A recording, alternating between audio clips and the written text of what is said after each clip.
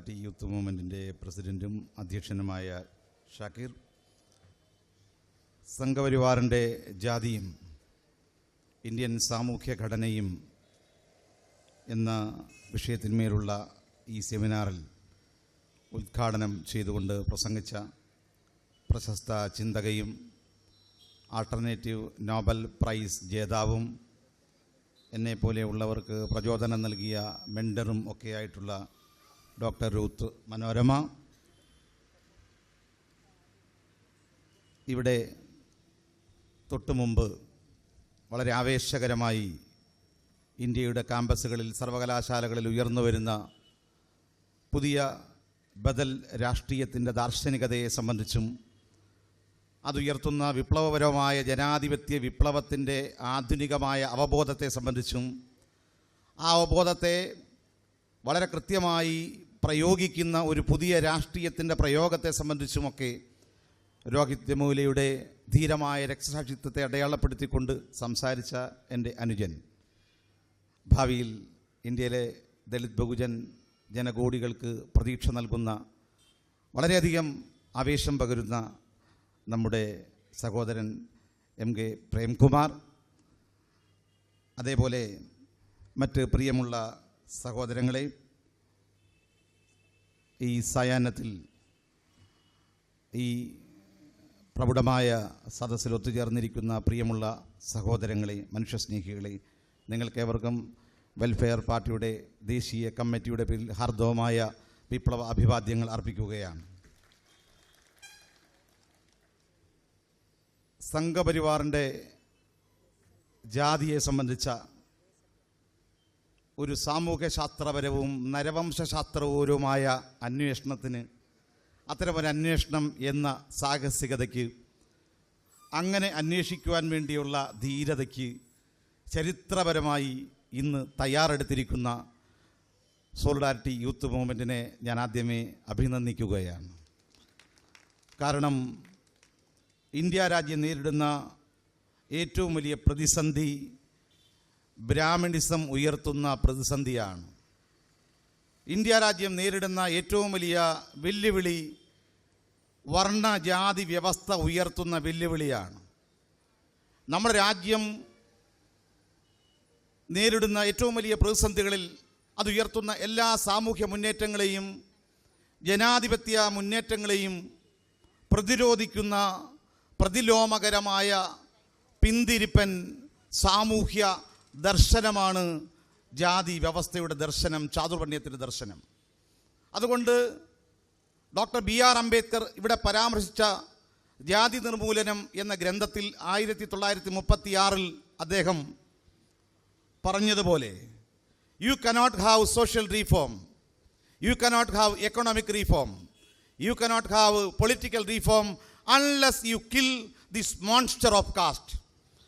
ഈ ജാതി എന്ന ദുർഭൂതത്തെ കൊല്ലാത്തിടത്തോളം കാലം നിങ്ങൾക്ക് സാമൂഹ്യ പരിവർത്തനമോ രാഷ്ട്രീയ പരിവർത്തനമോ സാമൂഹ്യ പരിവർത്തനമോ സാധ്യമല്ല എന്ന് അംബേദ്കർ പറഞ്ഞുവെങ്കിൽ, ഇന്ത്യയുടെ സാമൂഹ്യ രാഷ്ട്രീയ സാമ്പത്തിക മണ്ഡലങ്ങളിലെ എല്ലാ പരിവർത്തന മുന്നേറ്റങ്ങളെയും പ്രതിരോധിക്കുന്ന അതിഭീകരമായ ജാതി എന്ന ഈ സാമൂഹ്യ ഭ്രാന്തിൻ്റെ വേരുകൾ തേടുവാൻ, ജാതി എന്ന ഈ ഭീകരവാദത്തിൻ്റെ ആ വേരുകൾ തേടുവാൻ സ്വാഭാവികമായി തയ്യാറാവുന്നൊരു സന്ദർഭം ഇന്ത്യ രാജ്യത്ത് പുതിയ ജനാധിപത്യ പ്രതീക്ഷകൾ, ജനാധിപത്യ വിപ്ലവത്തിൻ്റെ പുതിയ പ്രതീക്ഷകൾ നൽകുന്ന ഒരു സായാഹ്നമാണിത്.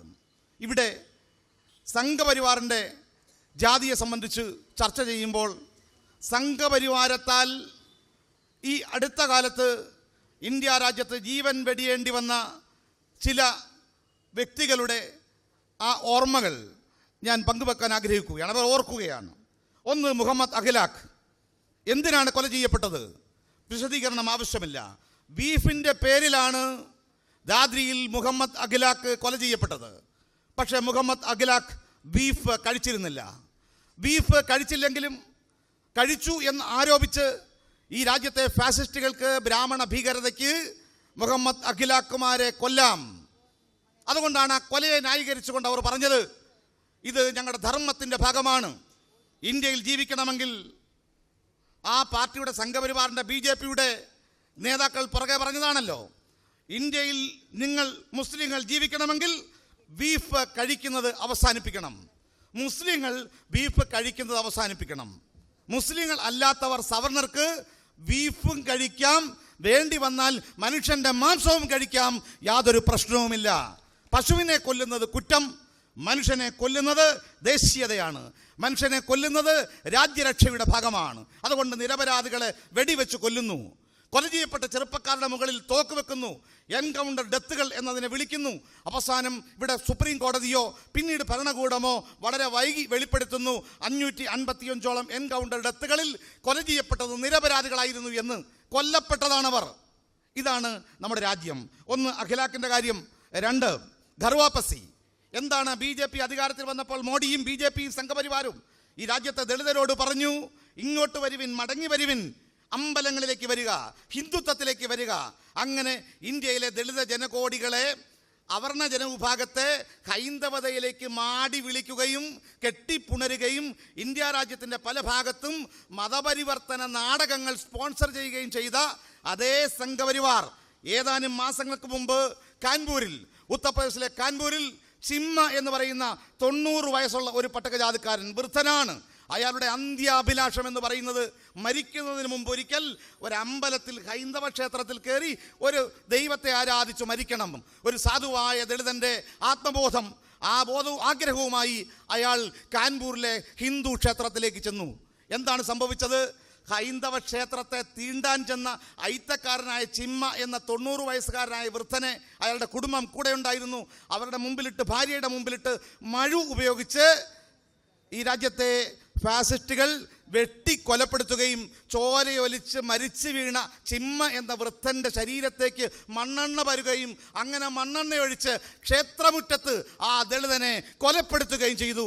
ക്ഷേത്രങ്ങളിലേക്ക് മടങ്ങി വരൂ, അമ്പലങ്ങളിലേക്ക് വരൂ, ഹിന്ദുമതത്തിലേക്ക് വരൂ എന്ന് മാടി വിളിച്ച ഇന്ത്യയിലെ സവർണ ഫാസിസ്റ്റുകൾ അമ്പലമുറ്റത്ത് ദളിതനായ വൃദ്ധനെ ചുട്ടുകരിക്കുമ്പോൾ ഇത് സംഘപരിവാറിൻ്റെ, ജാതിയുടെ തീഷ്ണമായ ഭീകരതയെ അടയാളപ്പെടുത്തുന്ന സാക്ഷ്യങ്ങളാണ്.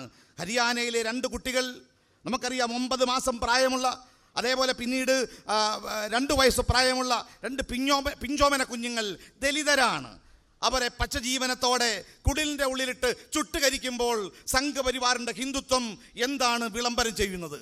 സംഘപരിവാർ എങ്ങനെയാണ് ഈ രാജ്യത്തെ ദളിതരെ, അവരുടെ പുതിയ തലമുറയെ, കുഞ്ഞുങ്ങളെ, വൃദ്ധനെ കാണുന്നത്?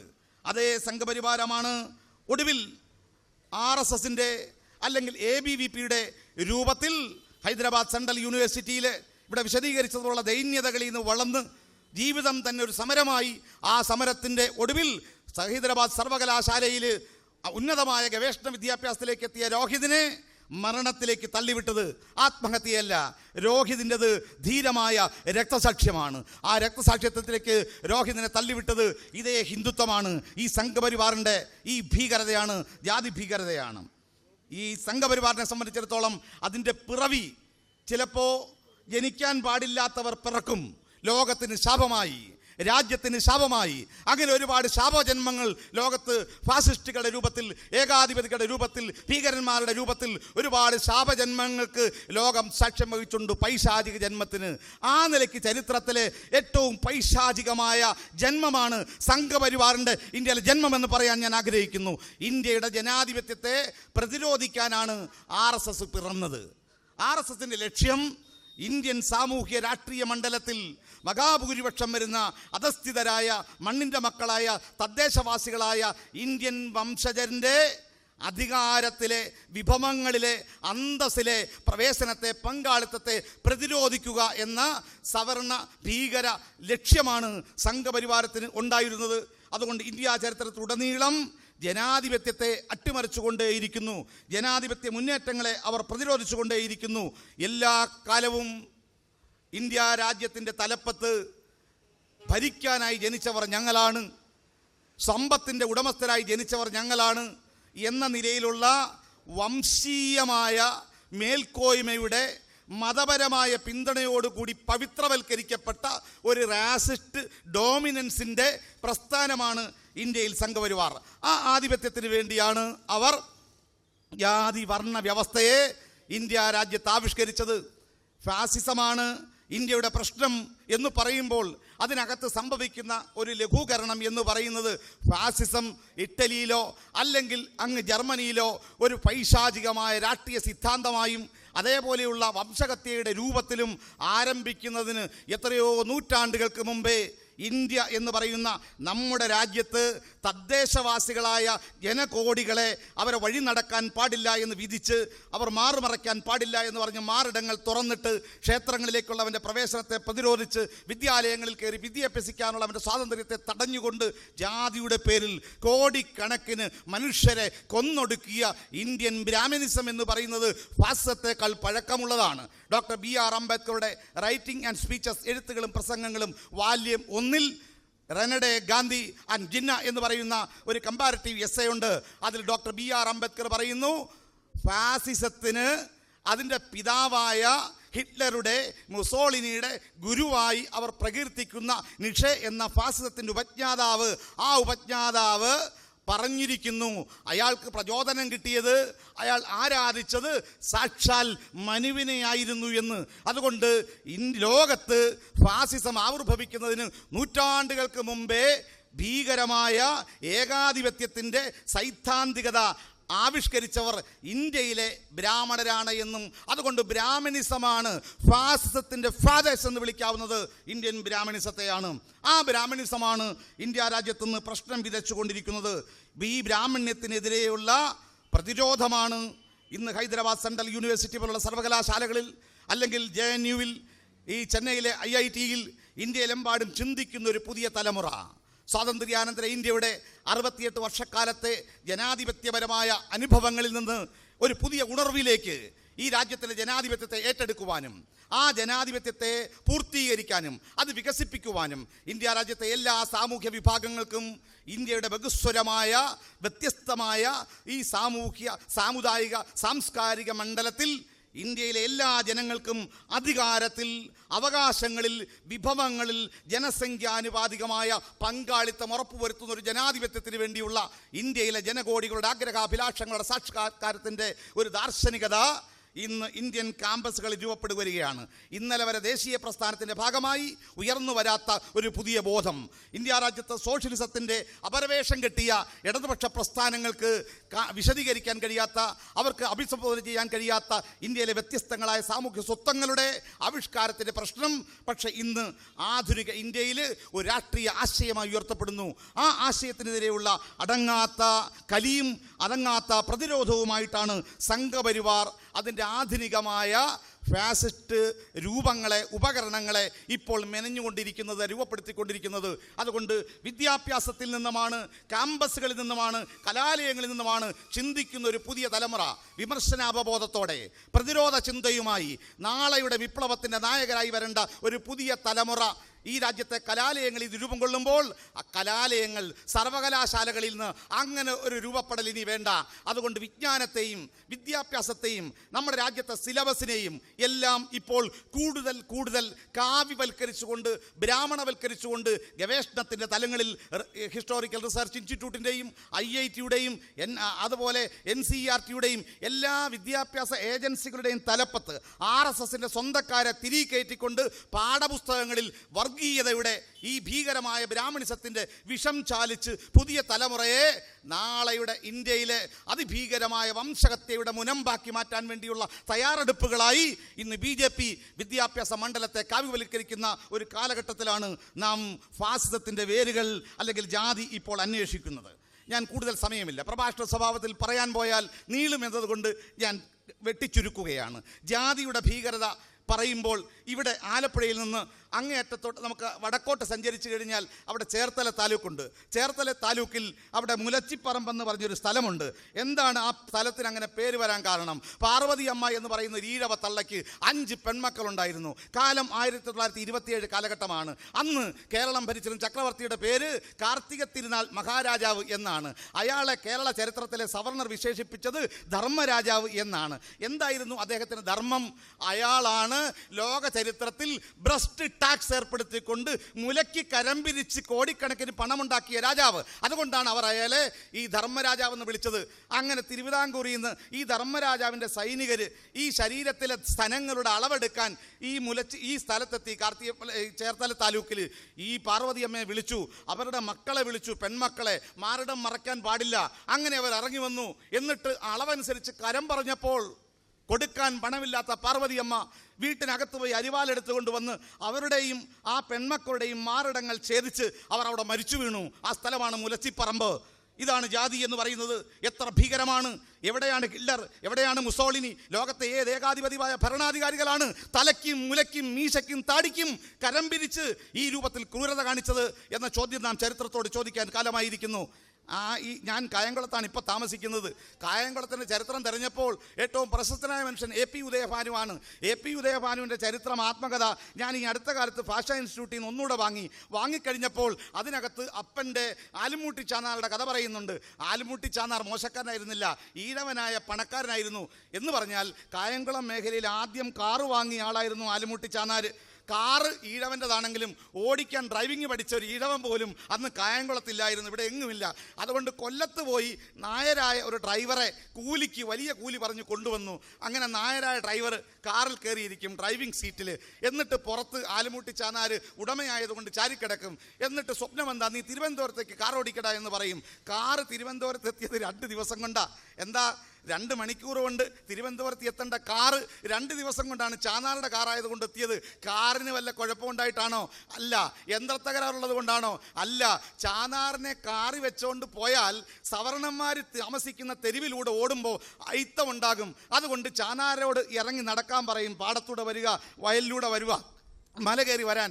ഈ ഡ്രൈവർ വളരെ പെട്ടെന്ന് ഇങ്ങനെ മുമ്പിലോട്ട് ഓടിച്ച് അവിടെ കിടക്കും.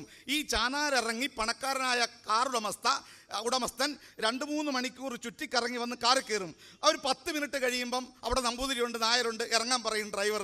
അങ്ങനെയാണ് 2.5 ദിവസം കൊണ്ട് തിരുവനന്തപുരത്ത് ആലുമൂട്ടി ചാന്നാർ എത്തിയത്. അതാണ് കേരളത്തിലെ ഈ ജാതി എന്ന് പറയുന്നത്. ഇവിടെ നമ്മുടെ ഒരു സഖാവ് സംസാരിച്ചല്ലോ, എത്ര മനോഹരമായ ഒരു ഫാസിസ്റ്റ് വിരുദ്ധ വർത്തമാനമാണ്. അദ്ദേഹം ഇവിടെ ഇരുന്നോട്ട് ഈ തണ്ടാൻ്റെ ഒരു കാര്യം പറഞ്ഞു. എന്തായാലും ഈ തണ്ടാൻ്റെ കാര്യം പറയുമ്പോൾ ഞാനൊരു കാര്യം ഓർത്തുപോയി. കായംകുളം മേഖലയിലും ആലപ്പുഴ മേഖലയിലും ഒക്കെ തെങ്ങേ കയറുന്ന ദളിതനെ വിളിക്കുന്ന തണ്ടാൻ എന്നാണ്. തണ്ടാൻ ജാതിക്കാരൻ. അവൻ്റെ ജോലി തെങ്ങേ കയറുകയാണ്. തെങ്ങിൽ കയറുക എന്നൊക്കെ പറയുന്നത് ദളിതനെ സംബന്ധിച്ചിടത്തോളം വളരെ ആയാസകരമായി കയറാൻ പറ്റുന്ന ഒരു കലയാണ്. കാരണം ആ നിലയ്ക്ക് പ്രകൃതിയോട് ഇണങ്ങി ജീവിച്ച ആൾക്കാരായതുകൊണ്ട് മറ്റാരും കയറുന്നതിനേക്കാൾ സ്പീഡിലാണ് തണ്ടാന്മാർ തെങ്ങിൽ യന്ത്രം പോലെ ചാടി കയറുന്നത്.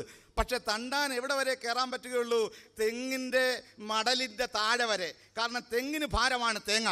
അതുകൊണ്ട് തേങ്ങ പിരിച്ച് തെങ്ങിൻ്റെ നൊമ്പരം മാറ്റിയിട്ട് അത് മുന്നോട്ട് വളരാൻ സഹായിക്കുന്ന പ്രകൃതി സ്നേഹപരമായ ജോലി ചെയ്യുന്ന തണ്ടാൻ മടലിൻ്റെ താഴെ വരെ കയറി ആ പുണ്യം ചെയ്തിട്ട് താഴെ ഇറങ്ങുമ്പോൾ പണ്ട് കിട്ടുന്ന കൂലി വാനിറ്റി ബാഗ് പോലെ 2 തേങ്ങ, ഒന്ന് പുറത്തോട്ടും ഒന്ന് മുന്നോട്ടും ഇങ്ങനെ ഇട്ടുകൊണ്ട് നടക്കുന്ന തണ്ടാന്മാരെ ഞാൻ ധാരാളം കണ്ടിട്ടുണ്ട്. പക്ഷേ അതേ തെങ്ങിൽ തൊട്ടു പുറകെ വന്ന് ഒരുത്തൻ കയറും. ആ പറമ്പിലെ മറ്റു ചില തെങ്ങിൽ അത് തെങ്ങിൻ്റെ കൂമ്പ് വെട്ടാൻ വേണ്ടിയാണ്, സംരക്ഷിക്കാനല്ല. അതിൻ്റെ കൂമ്പ് വെട്ടി അത് കള്ളാക്കി ഊറ്റിയെടുക്കുന്ന ഒരു പണിയാണ് മടലിൻ്റെ മുകളിൽ കയറുന്നത്. പക്ഷേ ഈ തണ്ടാൻ കയറിയാൽ അന്ന് അവൻ്റെ കാല് വെട്ടും. അതാ കേരളം. എന്താ അത് വേറൊരു ജാതിയുടെ തൊഴിലാണ്. പാരമ്പര്യ കുലത്തൊഴിലിൽ തണ്ടാനല്ല തെങ്ങേ കയറുന്നത് വേറൊരു ജാതിയാണ്. മടലിൻ്റെ മുകളിൽ ഒരു ജാതി, മടലിൻ്റെ താഴിൽ മറ്റൊരു ജാതി. 2 ജാതിക്കും ട്രേഡ് യൂണിയൻ. തണ്ടാമാർക്ക് കർഷക തൊഴിലാളി യൂണിയനും ചെത്തു തൊഴിലാളിക്ക് ചെത്തു തൊഴിലാളി യൂണിയനും. ചെത്തു തൊഴിലാളി യൂണിയന് എയർ കണ്ടീഷൻ ഓഫീസ്, അവർക്ക് വലിയ ബോണസ്, അവർക്ക് വലിയ പദവി. താഴെ തണ്ടാന് അത്യാവശ്യം യൂണിയനുമില്ല, അവന് പട്ടിണിയാണ്. ഇപ്പോൾ പ്രത്യേകിച്ചും തെങ്ങ് കയറ്റത്തിന് യന്ത്രം കൂടെ വന്ന കാലത്ത് തെങ്ങേന്ന് വീണ തണ്ടാൻ്റെ ഗതി എന്ന് പറഞ്ഞാൽ വേറൊരു മാർഗവുമില്ലാത്ത അവസ്ഥയാണ്. ഇതിനെ എങ്ങനെയാണ് സഖാക്കന്മാർ വിശദീകരിക്കുന്നത് എന്നും കൂടി പറഞ്ഞാൽ കൊള്ളാം. വർഗസമരം ഒരു മടലിന് മുകളിലും താഴെയുമാണ്. ഈ മടലിൽ താഴെന്ന് ദളിതനെ ഒന്ന് മുകളിലോട്ട് കയറ്റാൻ, അഥവാ ദളിതനെ തെങ്ങിൻ്റെ പോളിറ്റി ബ്യൂറോയിലോട്ട് ഒന്ന് കയറ്റിയിരുത്താൻ ഇന്നും സമയമായിട്ടില്ലേ സഖാവേ എന്ന് അദ്ദേഹത്തിൻ്റെ ആബ്സെൻസിൽ ഞാൻ ചോദിക്കുകയാണ്. എന്താണെങ്കിലും ഇന്ന് ഇന്ത്യ രാജ്യത്ത് കുമ്മനത്തോടൊരു ചോദ്യം എനിക്കുണ്ട്. കുമ്മനമാരാണ്? പൂണൂലിട്ട ആളാണെന്ന് എനിക്ക് വിചാരിക്കുന്നില്ല. കുമ്മനത്ത് പൂണൂലുണ്ടോ? കുമ്മനം ബ്രാഹ്മണനാണോ? ഇപ്പോൾ BJPയുടെ ശൈലജ ടീച്ചർ അടക്കം, ശശികല ടീച്ചർ അടക്കമുള്ള ഈ ശൂദ്രത്തികൾ, അല്ലെങ്കിൽ ഈ കുമ്മനമടക്കമുള്ള ശൂദ്രന്മാർ അവരെന്താണ്? അവരാണിപ്പോൾ സംഘപരിവാരത്തിൻ്റെ മുന്നണി പടയാളികൾ. ബ്രാഹ്മണൻ ഇച്ഛിച്ചാൽ, ബ്രാഹ്മണൻ തുമ്മണമെന്ന് ആഗ്രഹിച്ചാൽ അത് നടപ്പിലാക്കി തുമ്മേണ്ടത് നായരുടെ ജോലിയാണ് എന്നത് നമ്മുടെ കേരളത്തിൻ്റെ മഹത്തായ ഒരു പാരമ്പര്യമായിരുന്നുവല്ലോ പണ്ട്. അതുകൊണ്ടായിരുന്നുവല്ലോ കേരളത്തിലെ ഭൂമി എന്ന് പറയുന്നത് പണ്ട് ബ്രാഹ്മണൻ്റെ ദേവസ്വവും ബ്രഹ്മസ്വവും. ദേവസ്വവും ബ്രഹ്മസ്വവുമാണ്. കാരണം പരശുരാമൻ മഴുവെറിഞ്ഞ് കടൽ മാറി കേരളം വന്നപ്പോൾ അതെടുത്ത് അവൻ്റെ ജാതിക്കാർക്ക് കൊടുത്തു. അതുകൊണ്ട് കേരളമെല്ലാം ദൈവത്തിൻ്റെതാണ്. ദൈവം എന്ന് വെച്ചാൽ ബ്രാഹ്മണൻ. ഗോഡ്സ് ഓൺ കൺട്രി എന്ന് വെറുതെ പറയുന്നതല്ല, അത് അവരുടെ ജാതിക്കാരുടെ, ഈ ഭൂമിയിലെ ദേവന്മാരുടേതാണ് ഗോഡ്സ് ഓൺ കൺട്രി എന്ന് ടൂറിസ്റ്റുകൾക്ക് പറഞ്ഞു കൊടുക്കും. മലയാളവും അർത്ഥവും പറഞ്ഞു കൊടുക്കുകയില്ല. എന്താണെന്ന് പറഞ്ഞാലും അതുകൊണ്ട് ഈ പറയുന്ന എന്താണ് ഈ കേരളത്തെ സംബന്ധിച്ചിടത്തോളം ഈ തലത്തിൽ അധികാരം അഥവാ ഭൂമി വിഭവങ്ങൾ മുഴുവൻ അവർക്ക് കൊടുത്തിട്ട് ബ്രാഹ്മണൻ്റെ കീഴിൽ നിന്ന് എങ്ങനെയാണ് കേരളത്തിലെ ശൂദ്രന്മാർ സമ്പന്നരായത് എന്ന കാര്യം ഞാൻ വിശദീകരിക്കുന്നില്ല. പക്ഷേ ഡോക്ടർ അംബേദ്കറുടെ ഹൂ വെയർ ശൂദ്രാസ് എന്ന പുസ്തകമുണ്ട്. അതെന്തിനാണ് അംബേദ്കർ എഴുതിയത് എന്ന് ചോദിക്കാം. ശൂദ്രന്മാർ ആരായിരുന്നു, എന്തിനാണ് അംബേദ്കർ എഴുതിയത്? എഴുതാൻ കാരണം ആ പുസ്തകത്തിൽ പറയുന്നു, ആദ്യം ബ്രാഹ്മണൻ 3 വർണ്ണമാണ് ഉണ്ടാക്കിയത്. ബ്രാഹ്മണൻ, ക്ഷത്രിയൻ, വൈശ്യൻ 3 വർണ്ണമേ ഉണ്ടായിരുന്നുള്ളൂ. 4മതൊരു വർണ്ണമില്ല. അതുകൊണ്ട് 2ാം വർണ്ണക്കാരൻ ക്ഷത്രിയനാണ്. അവൻ്റെ കയ്യിൽ ആയുധം കൊടുത്തു, അവനാണ് യുദ്ധം ചെയ്യേണ്ടത്. അങ്ങനെ ആയുധം കിട്ടിയ ക്ഷത്രിയൻ അഹങ്കാരിയായി. അവൻ വാള് ബ്രാഹ്മണൻ്റെ കഴുത്തെ വെച്ചു. നീ വലിയവനല്ല, എൻ്റെ കയ്യിലാണ് വാൾ, താഴെ ഇറങ്ങടാ എന്ന് ബ്രാഹ്മണനോട് ആവശ്യപ്പെട്ടു. അപ്പോഴാണ് ബ്രാഹ്മണന് അബദ്ധം മനസ്സിലായത്. അംബേദ്കർ പറയുന്നു, it was A fight between A fool and bully. ഒരു വിഡ്ഢിയും മുട്ടാളനും തമ്മിലുള്ള സമരമായിരുന്നു. ആ സമരം ഉയർത്തിയത് ക്ഷത്രിയരിൽ 2 വംശം ഉണ്ടായിരുന്നു. ഒന്ന് സൂര്യവംശം, 2 ചന്ദ്രവംശം. ചന്ദ്രവംശം എന്ന് പറയുന്നത് അഭിമാനം കെട്ടവരായിരുന്നു. സൂര്യവംശം എന്ന് പറയുന്നത് അഭിമാനം കൂടുതലുള്ളവരായിരുന്നു. ശൂദ്രന്മാർ, ഈ ക്ഷത്രിയരിലെ അഭിമാനികളായ സൂര്യവംശം ആയുധമെടുത്ത് ബ്രാഹ്മണന്റെ മേൽക്കോയ്മയെ ചോദ്യം ചെയ്തപ്പോൾ ബ്രാഹ്മണനായ പരശുരാമൻ അവതരിച്ചു. എന്നിട്ട് എണ്ണിക്കൊണ്ട് 21 പ്രാവശ്യം എണ്ണമില്ലാത്ത ക്ഷത്രിയ വംശത്തെ നിഗ്രഹിച്ച പരശുരാമ എന്ന് എല്ലാ ഹൈന്ദവ ഭവനങ്ങളിലും വൈകുന്നേരം പ്രാർത്ഥിക്കാറുണ്ട്. ബ്രാഹ്മണനെ കൊല്ലാൻ, ക്ഷത്രിയനെ കൊല്ലാൻ പരശുരാമൻ ദൈവമായി അവതരിച്ചു. അങ്ങനെയാണെങ്കിൽ അങ്ങനെ ആ ക്ഷത്രിയ ധീരനായ ഈ സൂര്യവംശജരെ ഒന്ന് പണി കൊടുക്കണമല്ലോ. അവരെ ഡീപ്രൊമോട്ട് ചെയ്തുണ്ടാക്കിയ വർണ്ണമാണ് 4ാം വർണ്ണം, ശൂദ്രൻ എന്ന് പറയുന്നത്. വാളെടുത്തവനെ പണിഷ് ചെയ്ത് തരം താഴ്ത്തി SP റാങ്കിൽ നിന്ന് താഴേക്ക് കോൺസ്റ്റബിൾ ആക്കിയതാണ് ഈ ശൂദ്രൻ എന്ന് പറയുന്നത്. ഈ ശൂദ്രൻ, അപ്പം നിന്റെ പിതാക്കന്മാരെ വിപ്ലവത്തിൻ്റെ പേര് തരം താഴ്ത്തിയ ഒരു സമൂഹത്തിനെതിരെ നീ വാളെടുക്കേണ്ടതിന് പകരം ഞങ്ങൾക്ക് നേരെ, ദളിതർക്ക് നേരെ വരണ്ട, മുസ്ലിമിന് നേരെ വരണ്ട, നിന്റെ പിതാക്കന്മാരെ അവഹേളിച്ച ബ്രാഹ്മണ്യത്തിനെതിരെ വാളെടുക്കൂ എന്ന അംബേദ്കറുടെ സന്ദേശമാണ് ഈ ബാല്യത്തിൽ എന്താണ് ഹൂ വെയർ ശൂദ്രാസ് എന്ന പുസ്തകത്തിൻ്റെ ഉള്ളടക്കം. ഞാൻ ചുരുക്കാൻ ആഗ്രഹിക്കുന്നു. ഇവിടെ നമുക്കറിയാമല്ലോ VK സിംഗ് എങ്ങനെയാണ് ഇന്ത്യയിലെ ദളിതരെയും മുസ്ലിങ്ങളെ വിശേഷിപ്പിച്ചത്. അഖിലാക്ക് കൊല ചെയ്യപ്പെട്ടപ്പോഴാണ് പറഞ്ഞത്, ദളിത് കുട്ടികൾ ചുട്ടുകരിച്ചപ്പോഴാണ് പറഞ്ഞത്, പട്ടികൾ ഈ രാജ്യത്ത് കൊല ചെയ്യപ്പെട്ടാൽ, ആരെങ്കിലും കല്ലെറിഞ്ഞാൽ ഞങ്ങൾ പ്രതികരിക്കേണ്ടതുണ്ടോ എന്ന്. ആ പട്ടികളുടെ, ഡോഗ്സിൻ്റെ സ്ഥാനമാണ്, അതവരുടെ സംസ്കാരമാണ്. മനുഷ്യർക്ക് പട്ടിയുടെ അല്ലെങ്കിൽ അതിനേക്കാൾ വലിയ പരിഗണന കൊടുക്കുന്ന ഒരു സംസ്കാരമാണ് അത്. അതുകൊണ്ട് ഞങ്ങൾക്ക് എന്താണ് പ്രശ്നമെന്ന് ഉന്നയിക്കുകയുണ്ടായി. സംഘപരിവാറിനെ സംബന്ധിച്ചിടത്തോളം ഇന്ത്യയിലെ ഈ ഇന്ത്യൻ ഭീകരത എന്ന് പറയുന്നത് ഇന്ന് ഈ ബ്രാഹ്മണിസമാണ്. ആ ബ്രാഹ്മണിസത്തിൻ്റെ ആധുനികമായ അക്രമോത്സുകമായ ഒരു രൂപമാണ് RSS എന്നും അതിൻ്റെ വ്യത്യസ്തങ്ങളായ പതിപ്പുകളെന്നും മനസ്സിലാക്കേണ്ടതുണ്ട്. അതിനെതിരെയുള്ള ചെറുത്തുനിൽപ്പാണ് ഈ കാലഘട്ടത്തിൽ ആവശ്യം. അതുകൊണ്ട് ഇന്ത്യ, നമ്മുടെ രാജ്യത്ത് ഭരണഘടനയുണ്ടെങ്കിൽ ആ ഭരണഘടനയുടെ ആമുഖത്തിൽ തന്നെ ഇക്വാളിറ്റി എന്ന് പറയുമ്പോൾ തന്നെ മനുവിൻ്റെ അസമത്വത്തെ എന്നേക്കുമായി റദ്ദ് ചെയ്തിരിക്കുന്നു. ജാതി വ്യവസ്ഥയുടെ അസമത്വത്തെയും അനീതിയെയും നിരോധിച്ചുകൊണ്ടാണ്, റദ്ദ് ചെയ്തുകൊണ്ടാണ് അംബേദ്കറുടെ ഇന്ത്യൻ ഭരണഘടന വന്നതെങ്കിൽ ആ ഭരണഘടന ഇന്ത്യ രാജ്യത്ത് അട്ടിമറിച്ച് ജനാധിപത്യം എന്നത് ദളിതർക്കും മുസ്ലിങ്ങൾക്കും അവർണ വിഭാഗങ്ങൾക്കും സ്ത്രീകൾക്കുമെല്ലാം ഈ രാജ്യത്ത് ഉയരാനും വളരാനും വികസിക്കാനുമുള്ള ഉപാധിയാണെങ്കിൽ ആ ഉപാധി ഉറപ്പ് കൊടുക്കുന്ന സംവരണമടക്കം ഇല്ലാതാക്കണമെന്ന് സുപ്രീം കോടതി ഇരുന്നുകൊണ്ട് ബ്രാഹ്മണ ജഡ്ജിമാരും RSSന്റെ തലപ്പത്തിരുന്നുകൊണ്ട് മോഹൻ ഭഗവതും കൽപ്പിക്കുമ്പോൾ സംഘപരിവാർ ഉദ്ദേശിക്കുന്നത് അതാണ്. ജനാധിപത്യത്തെ ഇല്ലായ്മ ചെയ്യുക, ജനാധിപത്യത്തെ കൊലപ്പെടുത്തുക, മർഡർ ഓഫ് ഇന്ത്യൻ ഡെമോക്രസി. പക്ഷേ അത്തരം ജനാധിപത്യത്തെ കൊലപ്പെടുത്താൻ ബ്രാഹ്മണ ഭീകരവാദികൾ ആയുധമെടുത്ത് തയ്യാറെടുക്കുമ്പോൾ നോക്കിയിരിക്കാൻ ഇന്ത്യൻ ഡെമോക്രസിക്ക് വേണ്ടി പോരാടിയ ബ്രിട്ടീഷ് മേൽക്കോയ്മയ്ക്കെതിരെ ആദ്യത്തെ സമരം നടത്തിയത് സവർണനല്ല, അവർണനാണ്. ശിപ്പായി ലഹള നടത്തിയത് ആരാണ്? ഇന്ത്യയിൽ അവർണരാണ് സ്വാതന്ത്ര്യത്തിന് വേണ്ടി ആയുധമേന്തിയത്, ബ്രിട്ടീഷുകാരോട് പോരാടിയത്. അതുകൊണ്ട് ഇന്ത്യയുടെ ജനാധിപത്യം ഇന്ത്യയിൽ അംബേദ്കറുടെ, ജിന്നയുടെ, പിന്നോക്ക വിഭാഗങ്ങളുടെ, പെരിയോറിൻ്റെ, ശ്രീനാരായണ ഗുരുവിൻ്റെ, അങ്ങനെ ഈ രാജ്യത്ത് അവർണ ജനവിഭാഗങ്ങളുടെ നേതാക്കന്മാർ ഉയർത്തിയ സമരത്തിൻ്റെ ഫലമാണ് നമ്മുടെ ജനാധിപത്യം എന്ന് പറയുന്നത്. ആ ജനാധിപത്യത്തെ അട്ടിമറിക്കാനും അതിനെ ഈ രാജ്യത്ത് ഇല്ലായ്മ ചെയ്യാനുമുള്ള നീക്കങ്ങളെ പ്രതിരോധിക്കേണ്ടത് രാജ്യത്തെ സ്നേഹിക്കുന്ന രാജ്യസ്നേഹികളുടെ ഉത്തരവാദിത്തമാണ്. അതുകൊണ്ട് ഇവിടെ ചെയ്യാനുള്ളത് ഇന്ത്യയുടെ ഈ സവിശേഷമായ സാമൂഹ്യ സാഹചര്യത്തിൽ നമ്മുടെ ജനാധിപത്യത്തെ വീണ്ടെടുക്കാൻ വേണ്ടിയുള്ള ആ പോരാട്ടത്തിന് നാം തയ്യാറെടുക്കണം. അധികാരം ചോദിച്ച് ഉണർവ് തേടുന്ന അവർണന് അമ്പലങ്ങൾ ചൂണ്ടിക്കാണിക്കുന്ന കാപട്യമാണ്. 37-ൽ വിവർത്തന പ്രക്ഷോഭം പറഞ്ഞപ്പോൾ അന്ന് ക്ഷേത്രപ്രവേശന വിളംബരം നടത്തിയ അതേ അവർണ, ആ പറ്റിച്ച അതേ സവർണരാണ് ഇപ്പോൾ ഇവിടെ ഈ ഐക്യം, ഹിന്ദു ഐക്യം പറഞ്ഞുകൊണ്ട് വലിയ നവോത്ഥാന നായകന്മാർ നയിച്ച സാമൂഹ്യ പ്രസ്ഥാനങ്ങളുടെ തലപ്പത്ത് മന്ദബുദ്ധികൾ ഇരുന്നു കൊണ്ട് ജൂദാസിൻ്റെ പണി ചെയ്യുമ്പോൾ അവരെ ഇന്ന് കൂട്ടുപിടിച്ചുകൊണ്ട് കേരളത്തിൽ നടപ്പിലാക്കാൻ ശ്രമിക്കുന്നതെങ്കിൽ ഇത് അനുവദിക്കുകയില്ല. ഇവിടെ മുസ്ലിമും, ഇവിടെ ദളിതനും, ഇവിടെ ആദിവാസിയും, മാറ്റം കൊതിക്കുന്ന ഏത് മനസ്സുകളും കൈകോർത്ത് പിടിച്ചുകൊണ്ട് നമ്മുടെ ജനാധിപത്യത്തെ ഈ സംഘപരിവാർ ഭൂതങ്ങളിൽ നിന്ന് വീണ്ടെടുക്കും എന്ന പ്രഖ്യാപനമാണ്, പ്രതിജ്ഞയാണ് നാം എടുക്കേണ്ടത്. എല്ലാവിധമായ അഭിവാദ്യങ്ങൾ അർപ്പിച്ചുകൊണ്ട് നിർത്തുന്നു. ജയ് ഭീം.